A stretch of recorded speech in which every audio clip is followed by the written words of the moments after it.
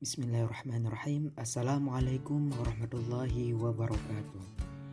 Perkenalkan, nama saya Al-Tahyat Nur, mahasiswa program studi Teknik Pertanian dengan NPM terakhir 27. Kelas 1 MK Pindah Panas. Baiklah, pada video kali ini kita akan membahas tentang dasar perpindahan kalor. Panas atau kalor adalah salah satu energi yang dapat berpindah karena adanya perbedaan temperatur. Perbedaan perpindahan panas ini berbeda dengan termodinamika karena perpindahan panas menganalisis besarnya laju aliran panas pada sistem karena adanya perbedaan suhu. Sedangkan termodinamika menganalisis konversi energi antara energi berupa panas menjadi energi mekanik atau kerja beserta efek yang terjadi dari konversi kedua jenis energi tersebut. Jadi, pada perpindahan panas memberi informasi tentang laju berlangsungnya proses tersebut, sedangkan termodinamika memberi informasi dari keadaan-keadaan awal dan akhir suatu proses sistem. Sebelumnya kita pasti pernah mengetahui atau pernah mendengar kata kalor. Apa sih itu kalor? Baiklah, pada kesempatan ini kita akan membahas tentang pengertian kalor, di mana kalor adalah bentuk energi yang berpindah dari benda yang suhunya tinggi ke benda yang suhunya rendah ketika kedua benda bersentuhan. Dengan satuan kalor adalah joule, yaitu 1 kalori sama dengan 4,2 joule atau 1 joule sama dengan 0,24 kalori. Pengaruh kalor terhadap suhu zat. Nah, di sini pada umumnya suhu akan naik jika menyerap kalor dan turun jika melepaskan kalor. Sehingga jika suatu zat menyerap kalor, maka suhu akan naik, dan jika suatu zat melepas kalor, maka suhu akan turun. Seperti gambar yang tertera di sini, di mana ada es yang mencair ataupun air, ada es yang membeku dan kemudian mencair lagi. Perpindahan kalor. Perpindahan kalor ini dibagi menjadi 3. Yang pertama konduksi, yang kedua konveksi, dan yang ketiga ialah radiasi. Perpindahan kalor secara konduksi adalah perpindahan kalor melalui zat perantara tanpa disertai perpindahan partikel-partikel zat, umumnya melalui zat padat. Berdasarkan daya hantar kalornya, zat dapat dibedakan sebagai: yang pertama, zat konduktor ialah zat yang dapat dengan mudah menghantarkan kalor, contohnya seperti logam, besi, dan lain sebagainya. Dan kedua ialah isolator, yaitu zat yang sukar menghantarkan kalor, contohnya kayu, karet, air, udara, dan yang lain-lainnya. Selain itu, perpindahan kalor secara konduksi ini juga dipengaruhi oleh beberapa faktor. Yang pertama ialah beda suhu antara kedua permukaan yang disimbolkan dengan delta T. Yang kedua ialah jarak antara kedua permukaan. Ketiga ialah luas permukaan atau A. Dan keempat ialah konduktivitas termal zat atau yang disimbolkan dengan huruf K kecil, yang merupakan suatu ukuran kemampuan zat menghantarkan kalor. Jadi persamaan laju konduksi kalor ini ialah Q per T sama dengan K dikali A dikali delta T per L. Nah, pada tabel ini terdapat beberapa bahan dengan konduktivitas termalnya yang sudah diketahui. Contohnya seperti perak atau silver Ag dengan konduktivitas termalnya 429 watt per meter Kelvin, tembaga atau copper atau Cu 401 watt per meter Kelvin, aluminium murni atau Al 237 watt per meter Kelvin, dan lain sebagainya, dan dapat dilihat pada tabel berikut ini.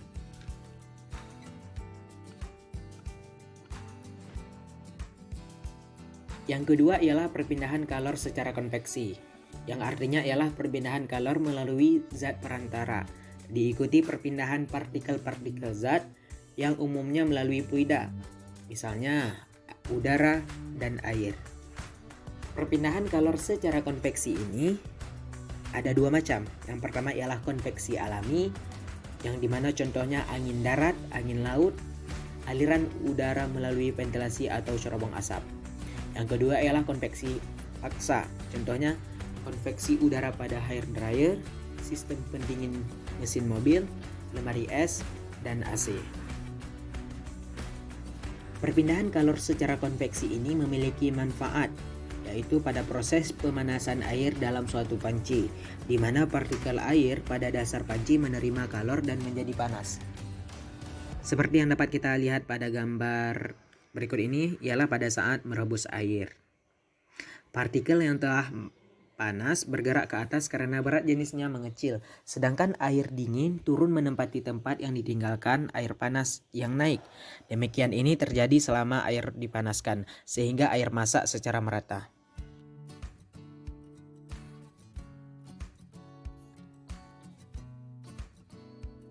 Seperti yang telah kita bahas tadi, bahwa konveksi itu ada dua macam. Yang pertama ialah konveksi alami, di mana contohnya angin laut dan angin darat.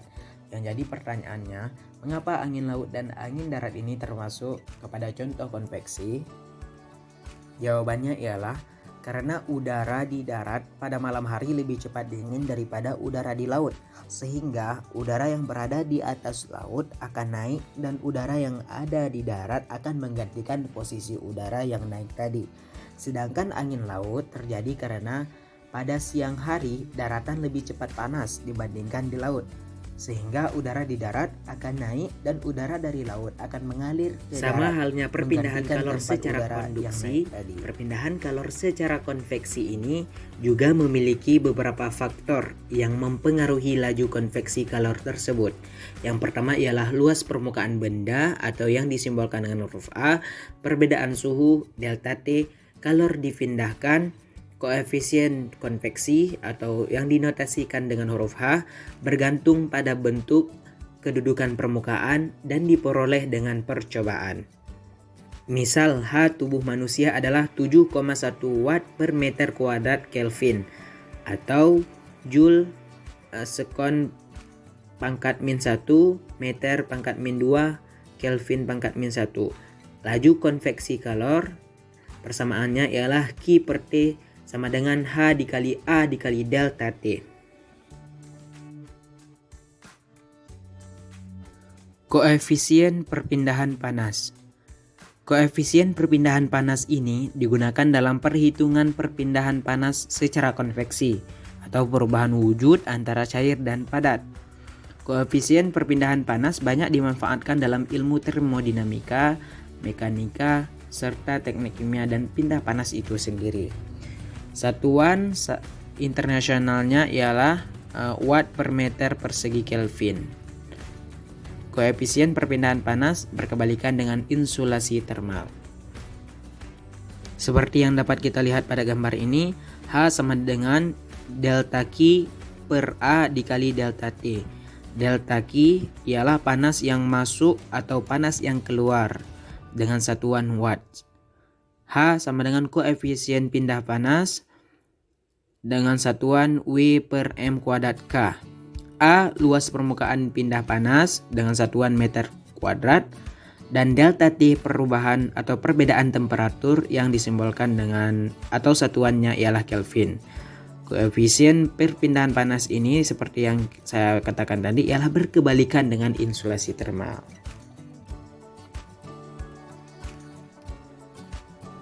Yang terakhir ialah perpindahan kalor secara radiasi atau secara pancaran.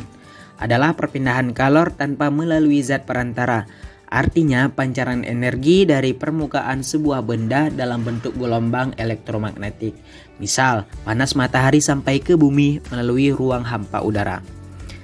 Yang harus diperhatikan di sini ialah yang pertama, permukaan hitam sempurna sebagai pemancar dan penyerap kalor yang baik atau E1. 2. Permukaan putih mengkilap sebagai pemancar dan penyerap kalor radiasi yang buruk. Dalam kurung 0 lebih kecil daripada E lebih kecil daripada 1. Pemanfaatan radiasi contohnya ialah pendinginan rumah, efek rumah kaca, dan panel surya. Sama halnya seperti perpindahan kalor yang sudah kita bahas tadi, perpindahan kalor secara radiasi ini juga memiliki faktor-faktor yang mempengaruhi laju kalor radiasi itu sendiri, di mana hal ini dinyatakan dalam hukum Stephen Boltzmann, yang berbunyi energi yang dipancarkan oleh suatu permukaan hitam dalam bentuk radiasi kalor tiap satuan waktu Q per T sebanding dengan luas permukaan A dan sebanding dengan pangkat 4 suhu mutlak permukaan T pangkat 4. Sehingga persamaannya dapat ditulis Q per T sama dengan konstanta A dikali T pangkat 4. Tidak semua benda dianggap hitam sempurna, sehingga rumus dapat ditulis Q per T sama dengan E dikali konstanta A T pangkat kuadrat. Di mana konstanta Stephen Boltzmann ini sama dengan 5,67 dikali 10 pangkat min 8 W M min kuadrat K min 4.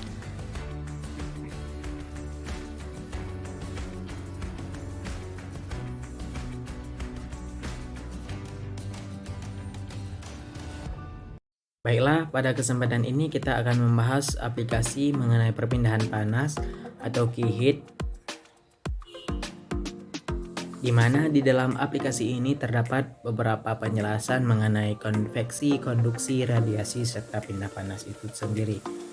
Yang pertama kita akan membahas tentang konduksi, di mana key heat ini berfungsi sebagai simple kalkulator, adalah kalkulator sempurna.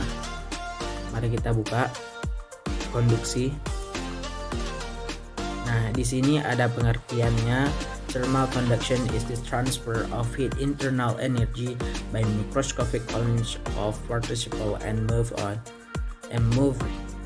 an electronic within a body. Nah, di mana konduktivitas di sini ada K. Konduktivitas bisa kita isi, misalnya kita isi 4, boleh. Area atau luas menampangnya meter kuadrat, kita misalkan 2. Thermal distance-nya kita misalkan 2.